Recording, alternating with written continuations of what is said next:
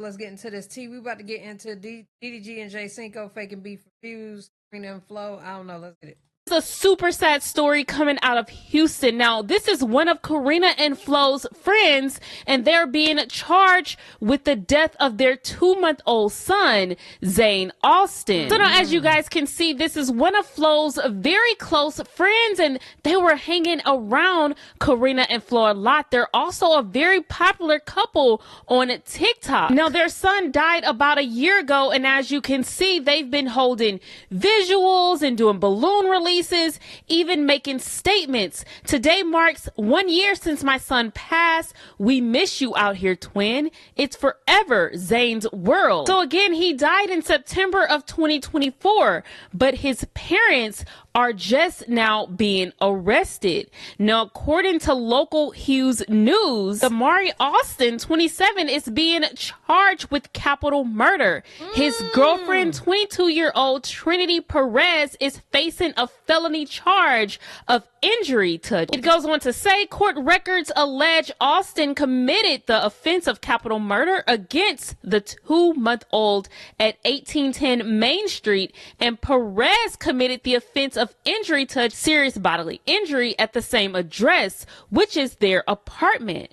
Zane Austin passed away on September 11, 2024 at just 2 months old. According to court documents, on September 9, 2024, investigators were assigned to investigate the injuries of Zane, who was found unresponsive. Now, the backstory reads, Zane Austin was born July 6, 2024.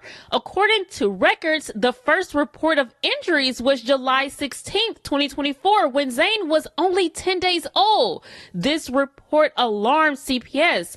Court records suggest these injuries were a fractured arm, clavicle, and ribs. CPS assigned a monitor, which was Zane Austin's maternal great-grandmother. According to court records, the parents, Austin and Perez, agreed not to have any overnight visitations with the 2-month-old as of July 31st, 2024. They were not allowed to see between the 16th and the 31st. Court records state the maternal great-grandmother agreed to move into the parents' home and supervise all contact with Zane and his parents. While an ongoing investigation by CPS and detectives from July was taking place, Zane was brought to the hospital on September 8, 2024 with new injuries. And that is what prompted detectives to investigate. This investigation led to the current charges against Austin and Perez. The 2-month-old was taken to the hospital first on September 8th and from injuries on September 11th.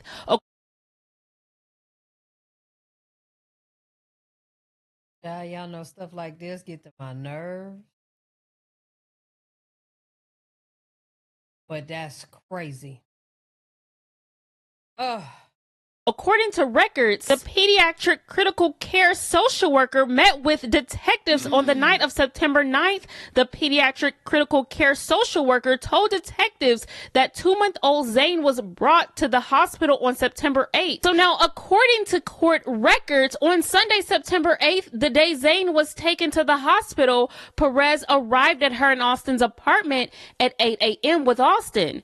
Perez told detectives she spent the day at the apartment, but around 5 to 6 p.m., she was on her cell phone, and Austin was alone with Zane in their bedroom. Court records say Perez told investigators the maternal great-grandmother, the CPS monitor, was also at the apartment as required, but in a spare room. Perez told investigators during the visit, Austin told her he tripped while holding Zane around 5:30.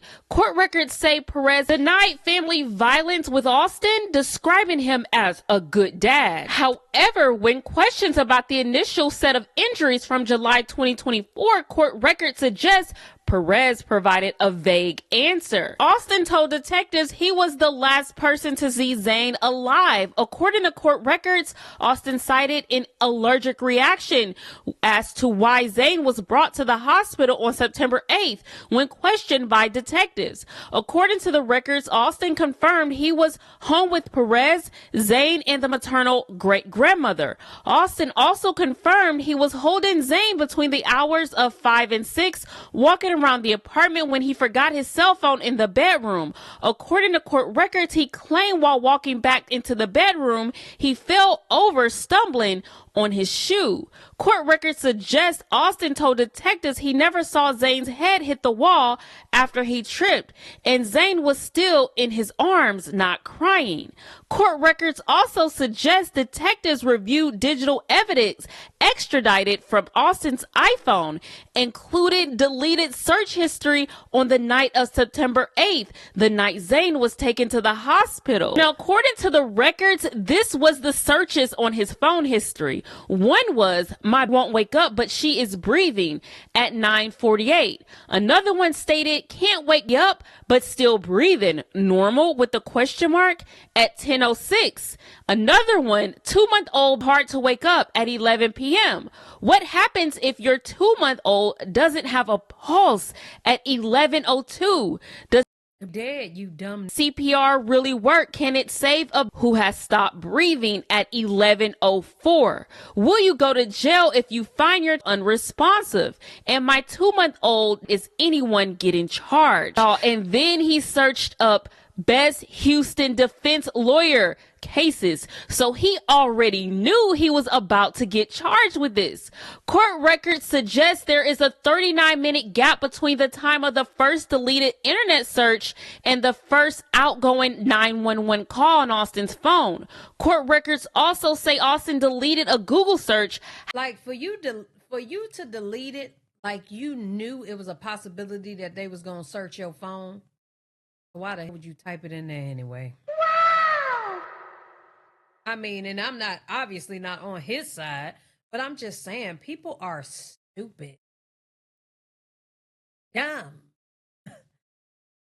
How to pass a lie detector test dating September 10th at 3:40 p.m. while Zane was in the hospital the day before he died. According to the documents, detectives also reviewed call details and records for the phone number associated with the maternal great-grandmother.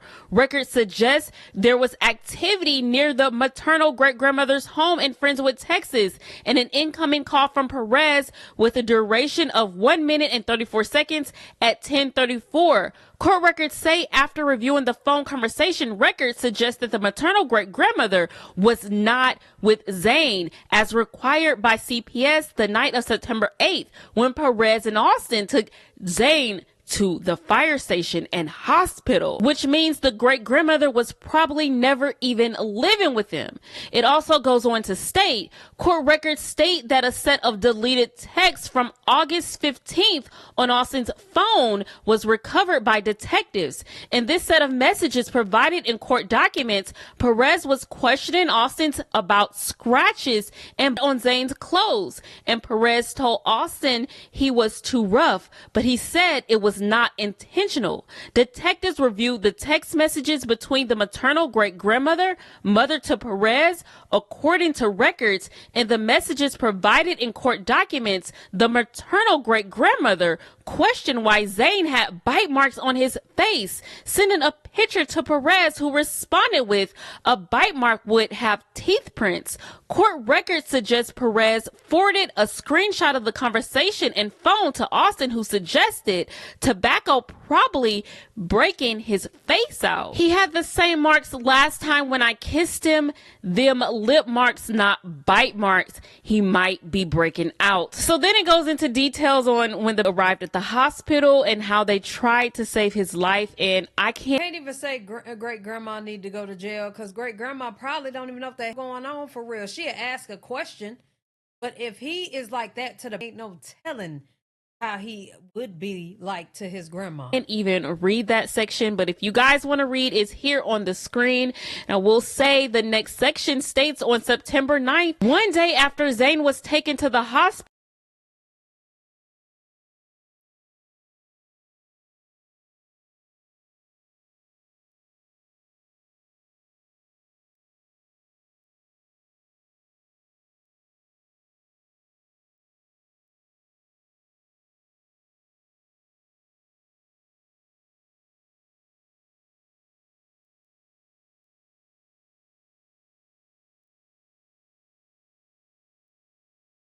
hospital, detectives claim they reviewed a message thread between Perez and Austin, which suggested Perez informed Austin the detectives were at the hospital. Austin allegedly responded, "Okay, remember, bumped head around 5 to 6, tripping over shoe, but was still active. And we both went to Walmart," court documents state. Perez responded with K, and Austin replied, "Delete thread," or just the messages. Lastly, court records state detectives discovered a phone conversation on Perez's phone with Austin on September 10th, the day a reenactment was held at the couple's apartment.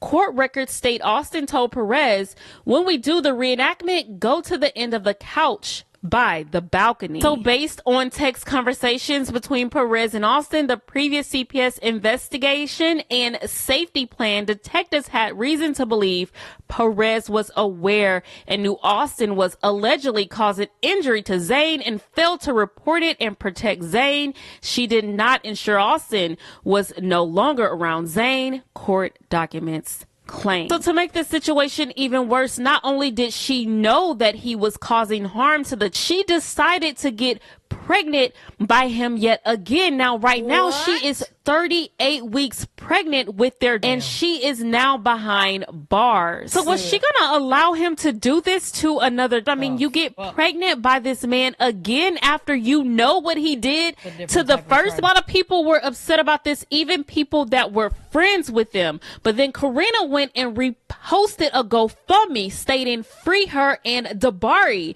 Now, this was for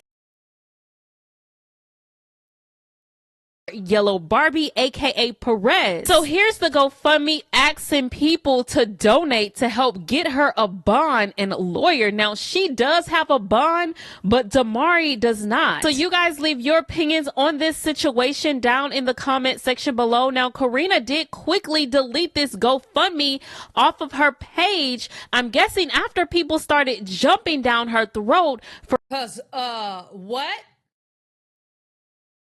Girl, these little is evil. Do you hear me? All of them. And that's why I'm day trading now. I can't deal with this. I genuinely, y'all, cannot deal with these, bro. I genuinely just cannot. Oh my God. For even suggesting people donate to this. So now, I previously reported how Amar from FOE was being called out for cheating on Maya when he was dating her with a dancer from LA. Now, she also gave a part in her story time about how Flo does nothing but cheat on Carena, and he even admitted it. Like, she could come too. The homie was like, yeah, she can come too. Mind you, his other homie that I'm talking about is also a YouTuber. I don't know if he does YouTube still to this day. I don't watch him, but I do know at the time he had just had a baby or was about to have a baby or something like that with his girlfriend that he did content with as well. Y'all, they're talking on the phone and his homie is literally talking about how he cheats on the he's with. And Tyler over there just laughing, giggling. He just on the phone with his friend just giggling, laughing. They think it's so funny and cool how they just be cheating on them. And I'm like, what the? The industry is speaking out on this situation between DDG and Cinco. Now, YK Osiris is on Cinco's side, stating that DDG is just weird. And here's what Dude Dennis had to say about it as well. Team DDG or Team Cinco? I don't like DDG. I think he a crab. All lame with money. They trying to put Cinco in the box because he's known as a shark and he's attractive to a lot of. Who let him in the streaming / YouTube community? Who let him in this community? Women. So they think they try to put him in the box, and Cinco like, bro, I ain't trying to get put in the box. I want to be with my lady. I don't want to be with all the girls. And why are you talking about you put somebody on? Talking about I'm the program. You ain't bigger than the program. The program is God. You're not bigger than him. So who you think it is? If it's going, I feel like if it's going to happen for somebody, it's going to happen for somebody. Why are you trying to throw stuff? That's why I don't like people doing stuff. Bro, that's why I don't know how to do this because y'all support lame dudes. Y'all always do that. Like y'all, the internet support people who they want to support, and like it could be script, it could be they gonna support it. It's content. I don't know how to be fake, so I guess it's not gonna work for me. I don't know. I don't know how to fake stuff. I know how to be me. I don't know how to fake it. I can't stand this here. Y'all like fake stuff. Y'all like buying into that stuff. I don't know how to do that.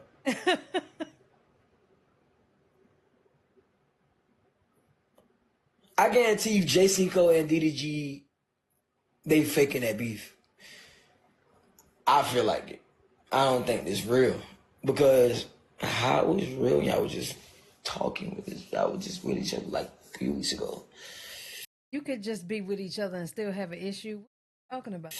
Now I don't blame people for doubting it to be real or fake because these do be doing fake content. But YK, please. The math not mathing. But I kind of believe Cinco a little bit because I feel like he's trying to turn to like this man, like he trying to be a good man to his woman. I get that, so I'm not gonna hold you on that. But I just don't understand. It just don't math. The math not mathing. It just don't math.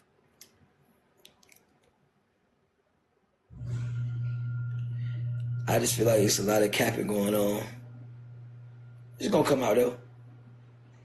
You probably gonna see them together next 2 weeks, week and a half. They're gonna run the views up.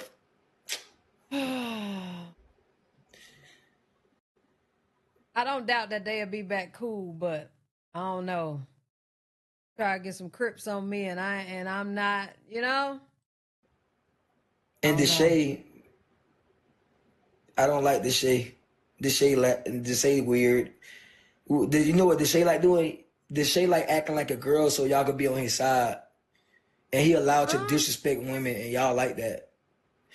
See, this content be weird. I can't do stuff like that. Like, I can't talk to women like how they talk. Like, I can't call no women no B word. Like, I don't you know what I believe mean? him. Like, y'all like that though. They be doing that. I do not believe him. Y'all like tunes and stuff like that, but I can't do that because like Right message, wrong message, or facts. it's like I don't believe like- nothing he talking about. he act like a girl so girls can relate to him or you know what I mean? So like that would be the thing. Y'all he wanna feel related to women so women could join him. But I can't call no woman no B. So like even if I'm acting like a girl, even if I'm like I can be like I can't like A B, no I can't B. like I can't do that. Like I wasn't raised like that. I can't call no woman B. Anyways, I'm sorry, I ain't mean to get on that. I'm sorry. I ain't gonna lie, bro. DDG, you being a lot of these. Like, you being a lot of these. Why? What do you say, bro? Duke is dying laughing. Y'all let me know what y'all think down in the comment section below. I'm done with this video. Love y'all. Appreciate y'all. Hell yeah.